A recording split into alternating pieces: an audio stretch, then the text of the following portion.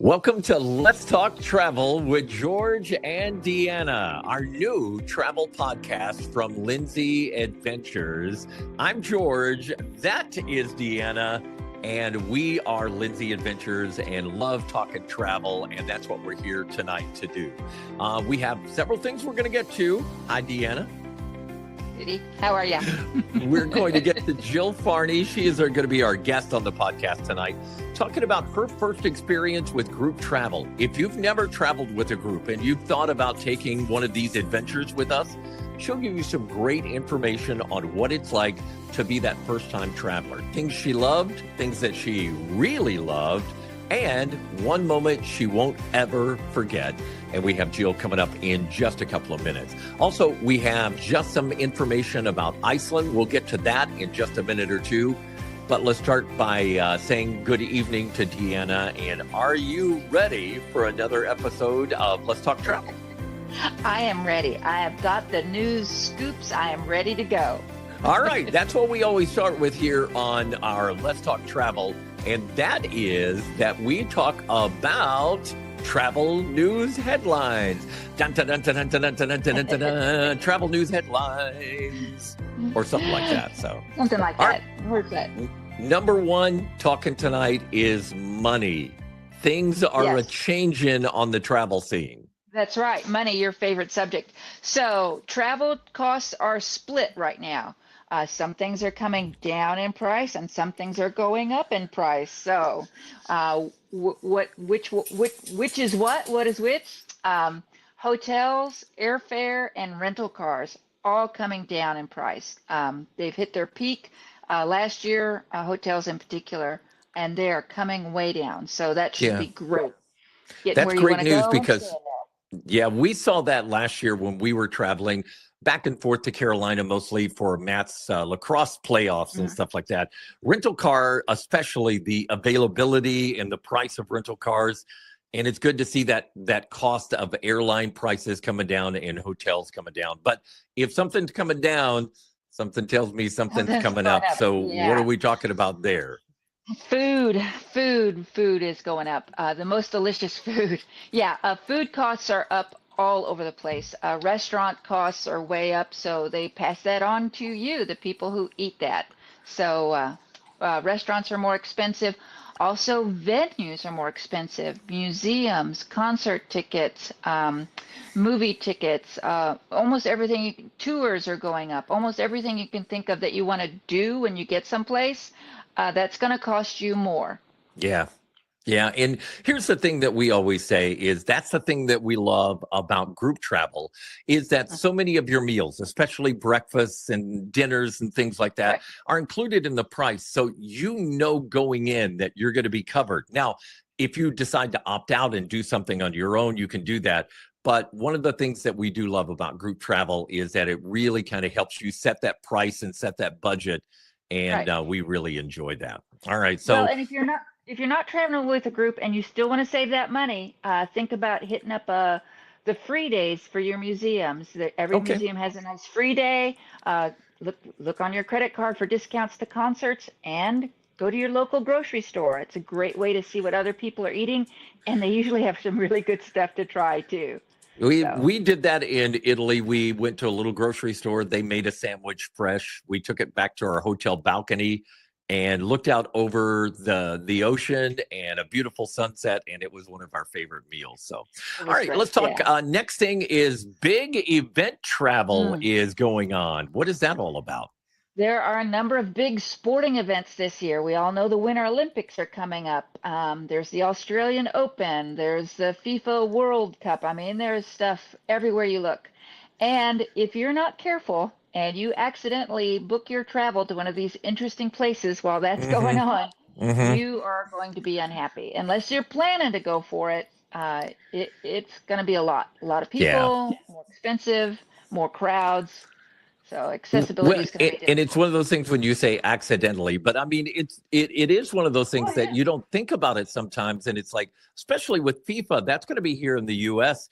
And it's like, there's sites all over the country. So you're thinking, oh, it might come to Houston or something like that. And it happens to be the weekend that they're hosting World Cup matches. And it's going to be all crazy there. So, all right. Our final item on our headline travel news headlines is something that we love to talk about and have been talking about for years, and that's ancestry-based travel. Right. So a lot of people that get those DNA kits and they do their ancestry and they're looking up their family heritage, and suddenly they want to go see where great grandma was born, if it's Holland or Italy or Ireland or wherever. Ancestry travel is big right now. There are tour groups that will set you up for a whole itinerary of the local churches where you can see your baptismal records, and this is the little town where great grand was born or whatever. I think people are just really looking for that connection to their roots, where they came from. Yeah. So I say that I think people are craving real. We see so much social media stuff where it's like, one of the first questions we always ask now is that AI? Is that real or whatever? So I think people are looking for that real connection, something raw a little bit. And that brings me, by the way, to Iceland. Speaking of raw, that's one of the places that. Well, that's one of the places we love to talk about. I'm not sure your ancestry is in Iceland. But it is one of those places that you walk away from just going, oh my gosh, that's a real place. That is something you don't see. You know what I mean? Yeah. And we are so excited about getting there. And of course, our Canadian Rockies trip, we're getting ready. We just have about a week or so to go on that. If you want to go along, get your deposit in on those things. All right. That wraps up the travel news headline. And gets us to our guest tonight, one of your favorite people, Deanna. I love Jill. She's my favorite. Between you and Jill, I know she is. Just have to say. All right, we're going to share with you a conversation that we had with Jill about traveling with Lindsay Adventures on her first group travel. Our guest tonight on the podcast is somebody who's very special to me. Because we worked together in radio years ago. Years and years ago. As a matter of fact, before Deanna and I even got married, this lady was giving me advice, and I think the best advice she ever gave me, don't screw this up, George. Don't screw it up. I don't know if I should thank Jill or not thank her. I don't know. That's difficult. Our guest tonight is Jill Farney. She is joining us from her house tonight in January here, Jill, but I see the Christmas tree is still up. Yes, we're still decorated in the house. I just had knee surgery last week, so I can't take anything down until I'm well. So I'm just still living in the joy of Christmas. All right, so I wanted to have you on as our first guest on the new podcast here because you're somebody that I think is absolutely the perfect person that we talk about when we talk about group travel and going with us. And even though you and I knew each other years ago when we worked in radio and we've kept in touch, this was something new for you. What made you think at the very beginning, hey, this is something I might like to do? Well, I had followed Lindsay Adventures before we ever decided to go on a trip with you, just friends and knowing what you were doing and looking at the trips and stuff. And I was sitting at the hospital. Craig was having knee replacement surgery, and the Switzerland, Austria trip popped up. And I'm reading about it. Since I was a little girl, I've always wanted to go to Switzerland. Ever since I watched Heidi, running over the hill to Grandpa and everything, I thought, oh, on my bucket list. And so Craig, while still medically induced, I said, hey, how about going to Switzerland this year? And he goes, okay, whatever you want. So I proceeded to reach out to you all and ask questions. And then when he was not medicated, I revisited it with him, and we both decided it was a trip that we wanted to do and was very happy that we did. You've traveled before. Years ago, you traveled overseas, but this was the first time in how long when you traveled to Switzerland with us? It switched. So the first time I went was in '96, and it was England and Paris, all of like London, Paris, and that. But so '96 was the first time I ever went overseas. You all were the second. So and I'd been other places, but never overseas or out of the country. Were you nervous about it?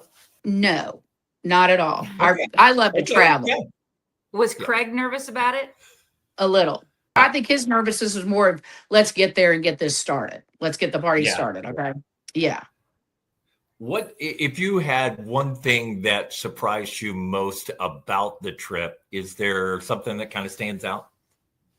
Giving up control. I like to control things, or I thought I did, but the ease of I really enjoyed not having to think about what all we're going to do and where we're going to go. So I think that surprised me, how easy I was able to not have to worry about anything, and it didn't drive me crazy. Short drive. So control freaks, pay attention. Okay, pay Yeah. attention to that. So, yeah. Your first experience with group travel. Talk Was to you me all? about that. I liked it. We met some great people that I'm still friends with on Facebook. Met a wonderful couple, Ed and Nancy. Nancy and Oh I still yeah, yeah. text from time to time. Yeah.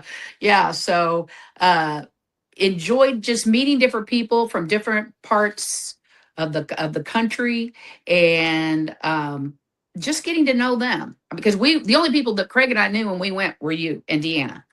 So that it was nice getting to meet other people and getting to and I like the fact that it's not like you're always with the same people. You get to experience a little bit of everybody. Yeah. I like And doing that. I think that's difficult sometimes to express to people about how you really do have control over how much you're with somebody or not with somebody, or Right. who you sit with at dinner, that Right. kind of stuff. Yes. It is something that, and you start developing those friendships. I think Deanna and I always say that's one of the greatest things we love about what we do is the community that we're building. I mean, I see people at Nancy, some other people, Donna from Houston, that still comments on stuff when you're online, or you comment on their stuff. And I just love that. I do too. And the people that I've connected with on Facebook, it's kind of the same thing. And when I watch your other travels that you've done since the Switzerland, Austria trip, it's like I see people that we met that were on our trip with us. And I was like, oh, look, there's so-and-so. So I love that. And I love the fact that it's like just a little travel community. Yeah. And that's honestly, Jill, that's been our goal from day one, is to try to build that community. And it's funny, we're getting ready to go to Portugal. And one of the ladies was like, hey, who's going on this trip that I know? Who are the friends that I already know? And then the last thing she said was, I can't wait to see them, and I can't wait to meet new friends. So I really like that. Yeah. So. There you, and that's true too. I'm anxious to see who's going on the Iceland trip with us. I know we're bringing friends of ours are coming with us, so it'll be their first time experiencing this, your travel group and everything. So we're looking forward to introducing new people too. And you all have a wonderful way of welcoming everybody. Nobody, if they're traveling alone, they don't feel like they're traveling alone. If everybody just kind of congregates. So, and that comes from the top. Well, the biggest compliment you can give us is that you're inviting your friends to go along with us. Yeah. It really honestly is. Yeah. So. Well, wait till you meet. No, I'm kidding. I'm kidding. Did you have a favorite moment? I mean, not a big, like on the top of the mountain or anything, but was there a moment that you thought, this is so cool? Was there something that you really thought, oh, I would love to do this again? Well, the whole trip I'd do again in a heartbeat. I remember in Bern when we were at top at the little bar up on top, and the sun was setting. Oh yeah. And you saw the snow cap, just the colors and everything. That was just a moment that I won't ever forget. And then there was our last meal where the full moon was out, and you're looking up the street as we're coming out of the restaurant. Yeah. Just so many different things, or whether it's sitting in the middle of the cafes in the middle of the street in Austria, having our little drinks or whatever it was, just so many that I can't name one. I just can't. It's so funny too, because one of my favorite memories of that trip actually took place in a little cafe in Innsbruck. And I think there was just a total of 6 of us that we were all walking around looking, hey, we want to go out to dinner. And it's like, there's a place across the river. Let's go across the river. And we sat there in that little cafe and drank wine and had food and drank more wine. The food was excellent. The company was better. So yes. I love it. Yeah. But I think it's good for people to hear from other folks a little bit about what we do and maybe a little perspective, because that's something that you can give that we're so close to it. Sometimes I think we lose the perspective of what we do, but we sure appreciate you being on the show today. Hey, my pleasure. I look forward to seeing you guys soon. And then also we're looking forward to Iceland. Already starting to plan the wardrobe.